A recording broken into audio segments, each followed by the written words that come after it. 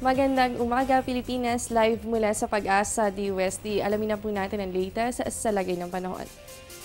Mga kababayan, ngayong araw po ilang bahagi lamang ng bansa ang uulanin. Pero bago yan, isang weather system lamang ang umiiral sa loob ng ating Philippine Area of Responsibility. At ito nga po ang Northeast Monsoon o yung hanging amihan, dito po yan sa may Luzon area. So sa ating forecast po ang Metro Manila at ang nalalabing bahagi ng Luzon, magkakaroon po tayo ng fair weather conditions, pero asahan pa rin natin sa mga susunod na oras ang isolated light rains. Dito po sa Visayas, asahan po natin magpapatuloy ang maaliwalas na panahon, pero mamayang hapon o kaya po ay mamayang gabi may posibilidad na magkaroon ng mga localized thunderstorms. Dito naman po sa may Mindanao area, particular po sa may Davao at Caraga region, kasama rin po ang Northern Mindanao, asahan po natin ang maulap na kalangitan na mayroong may hina hanggang sa katamtamang pag-ulan, dahilan po yan sa wind convergence o yung area o yung boundary kung saan nagtatagpo po ang northeast monsoon at ang wind system mula po dito sa silangan.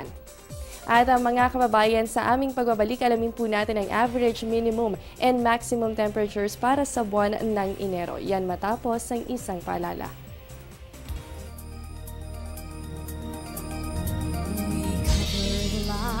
Of all the people, the news that you read comes alive in each page. We are committed to make your lives better. We're going strong because of you. Cebu Daily News. Cebu Daily News. Cebu Daily News. We tell it as it is.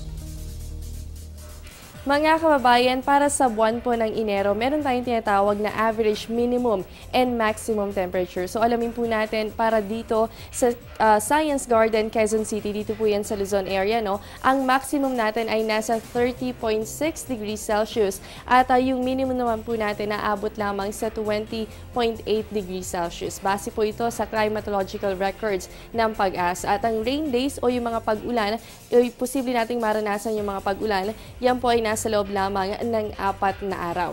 Sa Visayas area naman po tayo, particular sa may Mactan Airport, Cebu, ang maximum temperature po dyan papalo yan sa 39.8 degrees Celsius at yung minimum yan ay nasa 23.9 degrees Celsius. Dito naman po medyo madaming araw, nasa 12 days po, yun yung tinatawag natin na rain days. Sa Mindanao, sa Davao City po, no, ang maximum natin naabot yan sa 30.8 degrees Celsius at ang minimum po natin ay nasa 23.3 degrees Celsius. Dito po sa Mindanao, mas mataas din po yung tinatawag natin na rain days, yan po ay nasa 14 days. Ang lahat po ng datos na ito, base ito sa climatological records ng Pag-asa at posible po nating mahigitan kung sakali man na mas lumakas pa yung northeast monsoon o yung hanging amihan na umiiral sa loob ng bansa.